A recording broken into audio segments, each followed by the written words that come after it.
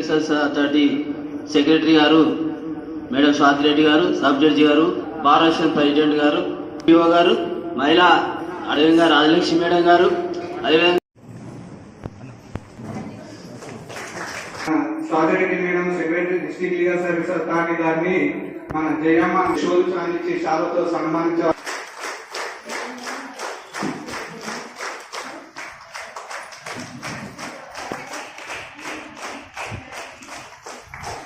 Reddy madam గారిని cake తో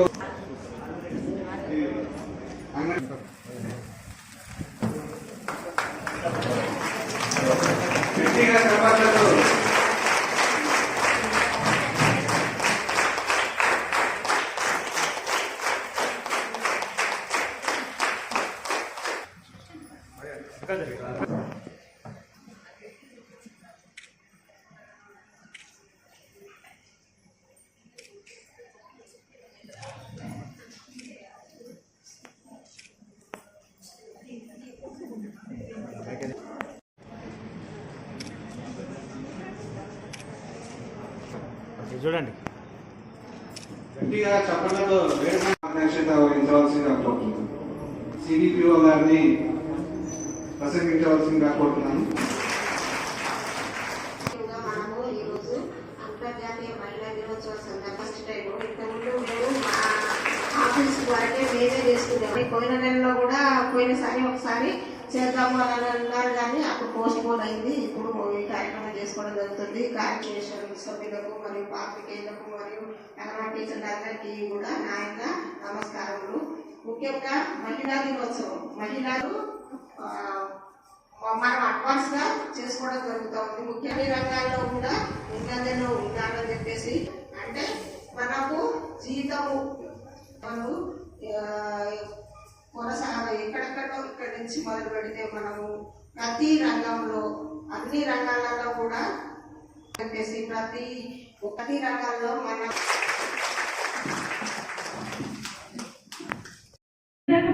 మంచి చెడు రెండు ఉంటాయి కదా, అది ఆడవాళ్ళు ఉంటాయి, మగవాళ్ళు ఉంటాయి. అది వ్యక్తిత్వం, కానీ లింగ లక్షణాలు తీసుకురాదు. మంచి ఆలోచన చెడు ఆలోచన అనేది వ్యక్తిపరమైనది, దానికి లింగంతో కులంతో మతంతో సంబంధం లేదు. సో అలాంటి వాళ్ళు ఎప్పుడో ఎదురు ఉంటే ఉండొచ్చు, అందరూ చెడ్డాలు అయితే కాదు. కాబట్టి మనం ఈ మార్పుని ఈరోజు నుంచి మొదలెడదాం. మరి ఈ మార్పు చేసే క్రమంలో మీకు ఎటువంటి ఇబ్బందులు కలగకుండా ఉండటానికి చాలా రకాల చట్టాలు మనకు అందుబాటులో ఉన్నాయి. పుట్టినప్పుడు ఆడవాళ్ళు అని చెప్పేసి అబార్షన్ చేసుకోకుండా, ఎవరు కూడా లింగ నిర్ధారణ చేయకుండా కూడా అక్కడి నుంచి చట్టాలు స్టార్ట్ చేసే మహిళలకి చదువుకునే దగ్గర వాళ్ళు అమ్మలైనప్పుడు బాల్య వివాహాలు చేయకుండా, వాళ్ళకట్న వేధింపులు లేకుండా, పెళ్ళయ్యాక హింసలు లేకుండా, ఇలా ప్రతి అడుగులో కూడా ఆడవాళ్ళ కోసము చట్టాలు అనేవి అందుబాటులో ఉన్నాయి. మనం చేయాల్సిందల్లా కొంచెం వాటి మీద అవగాహన ఉంచుకొని వాటిని అందిపుచ్చుకొని మనం ఎదుగుతూ మన తోటి వాళ్ళని ఎదిగేలా చేయడమే. సో ఈ విషయాన్ని మనం ఎవరూ కూడా మర్చిపోకూడదు. ఇంకో విషయం ఏంటంటే, మీకు ఎటువంటి సమస్య వచ్చినా ప్రత్యేకంగా మహిళలకి న్యాయపరంగా సేవలు అనేవి పూర్తిగా ఉచితం. వేరే వాళ్ళకైతే 3 లక్షల్లో ఆదాయం ఉండే వాళ్ళకి లేదా కొన్ని కులాల వారికి మాత్రమే ఉచితంగా ఉన్నాయి. మహిళలకి మాత్రం ఏ మహిళకైనా కూడా 100% ఉచిత న్యాయ సేవ అనేది అందుబాటులో ఉంటుంది. మీకు ఎటువంటి సమస్య వచ్చినా 15100 నెంబర్కి ఫోన్ చేయొచ్చు, లేదా అక్కడ ఒక ఈమెయిల్ ఐడి ఇస్తాను, దానిని మెయిల్ చేయొచ్చు. ఎప్పుడు ఫోన్ చేసినా సరే మీకు ఎవరో ఒకరు ఫోన్ తీస్తారు. అడ్వకేట్స్ మా దగ్గర ప్యానల్లో పనిచేస్తారు. వాళ్ళు తీయకపోయినా మీకు కాల్ అందించకపోతే మేమే మళ్ళీ తిరిగి మీకు కాల్ చేస్తాము. దీనికి ఎటువంటి రుసుములు కూడా ఉంటాయి. సో మీకు కావాల్సిన న్యాయపరమైన సలహాలు మీరు తీసుకోవచ్చు, కావాలంటే అడ్వకేట్ తీసుకోవచ్చు, మీ సమస్యని గట్టిగా పోరాడవచ్చు. అలాగే మనం కూడా ఎటువంటి సమస్యకి మనం కారణం కాకూడదు. మనం ఎదిగాము అంటే అర్థము ఏంటి, పక్క వాళ్ళని తక్కువ చూడటం కాదు. ఇప్పుడున్న ప్రాబ్లం ఎందుకు చెప్తున్నాను అంటే, నేను డైవర్స్ కేసెస్ చేసేటప్పుడు చూసాను చాలా మంది ఆడవాళ్ళు కూడా సహన శక్తి చాలా తగ్గిపోయింది. చిన్న వాటికి విడాకులు అడుగుతున్నారు. పెళ్ళిన నెలకి 6 నెలలకి దాన్ని సమర్థించేది కూడా మళ్ళీ భార్య పెద్దవాళ్ళే. ఆర్థిక స్వతంత్రం ప్రతి మనిషికి రావాలి, కానీ ఆర్థిక స్వతంత్రం ఉంది అంటే మనకి ప్రపంచంలో ఇంకెవరితో అవసరం లేదనేదే కాదు. మనిషి తోడనేది అప్పుడు అవసరం, ఇప్పుడు అవసరం. సమాజంలో కలిసి బతకాలి అంటే మనం బాగుండాలి, అందరితో ప్రేమగా ఉండాలి. ఆ అంశాలు మూలాలు మర్చిపోకుండానే మనం వెతుకుతూ ఎదగనివ్వాలి.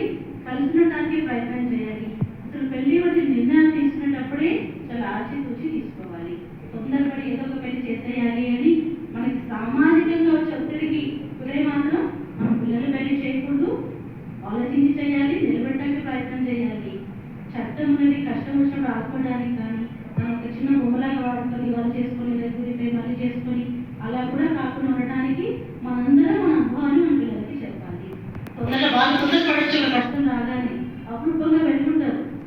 మనం కొంచెం చెప్పాలి. అది మగ పిల్లలకైనా ఆడపిల్లలకైనా. మగ పిల్లలకి ఇంకా బాగా చెప్పగలం, అమ్మలే కదా, భార్య మనస్థితి మనకి తెలుస్తుంది, కానీ వాళ్ళకి కారణం మనకు తెలుస్తుంది. అలాగే ఆడపిల్లకైనా నచ్చ చెప్పాలి. లేదు పదికి మించి అది తట్టుకునే శక్తిలో లేదు అంటున్నప్పుడు మాత్రమే విడాకులు వంటి వాటికి వెళ్ళడానికి ప్రోత్సహించాలి. సో మనందరూ కూడా ఇవన్నీ పాటిస్తూ రాబోయే మహిళా దినోత్సవాలలో ఇంకొంచెం మార్పుతో పురోగతితో మహిళా దినోత్సవం కాదు ప్రతిరోజు మారే దినోత్సవం అవసరం లేదనే రోజు రావాలని కోరుకుంటూ సెలవు.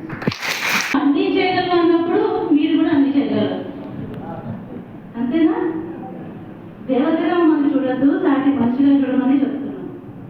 మేము దేవతలము కాదు, మాతృమూర్తులము, ఇంకొకటి అని మాట్లాడే కీర్తులు కాదు, కావాల్సింది సమానమైన హక్కు కావాలని కోరుకుంటూ 2020 సంవత్సరంలో కూడా ఇంకా కోరుకునే దగ్గరే ఉన్నాము. ధైర్యంగా మాకు కావాల్సిన హక్కు వచ్చింది అని చెప్పలేకపోతున్నాము.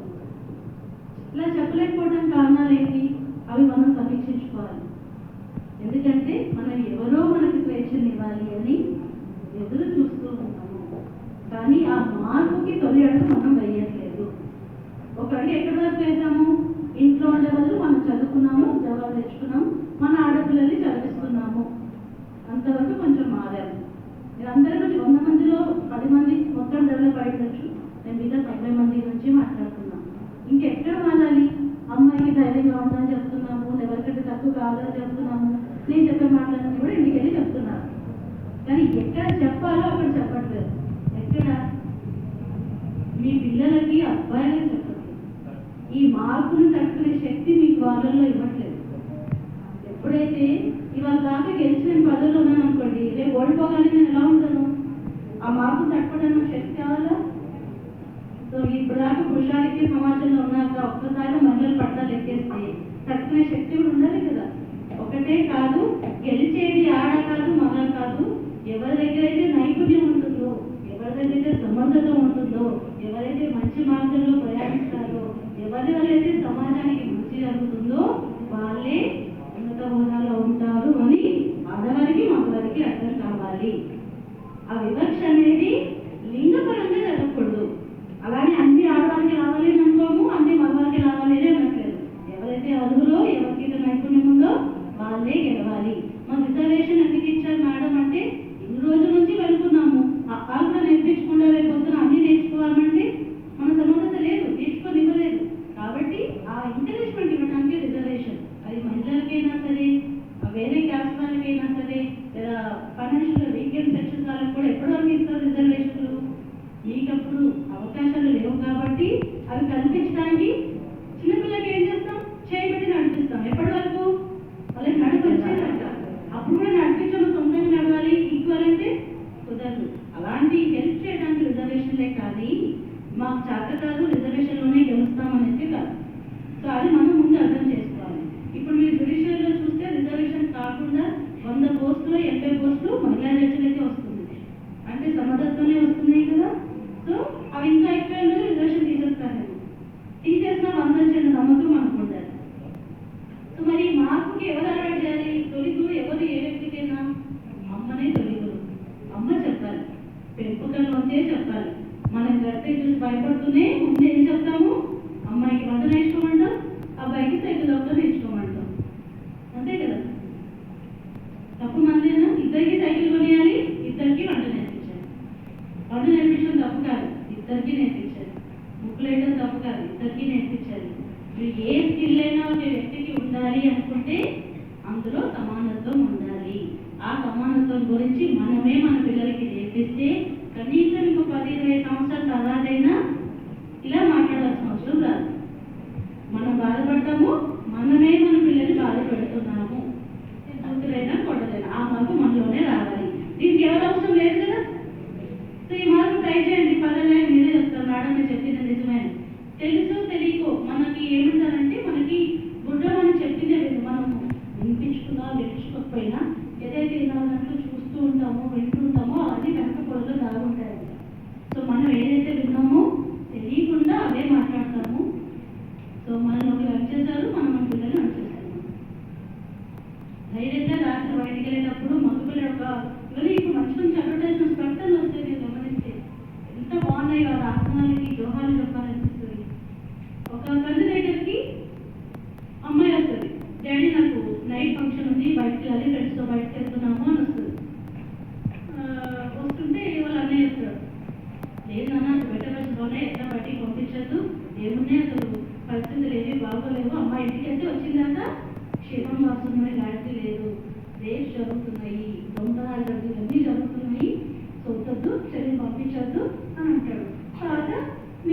పార్టీకి వెళ్ళాలి, ఫ్రెండ్స్ తోటి పంపించు అంటాడు. కానీ వాళ్ళ నాన్న ఒక నిమిషం మౌనం ఉండి, అవునా నిజమే, బయటికి వెళ్తే పరిస్థితులు ఏం బాగాలేవు, నువ్వు వెళ్తే ఏ అమ్మాయి మీద ఏ అయితే చేస్తావో నువ్వు ఇంట్లో ఉండు, నువ్వు వెళ్ళినానా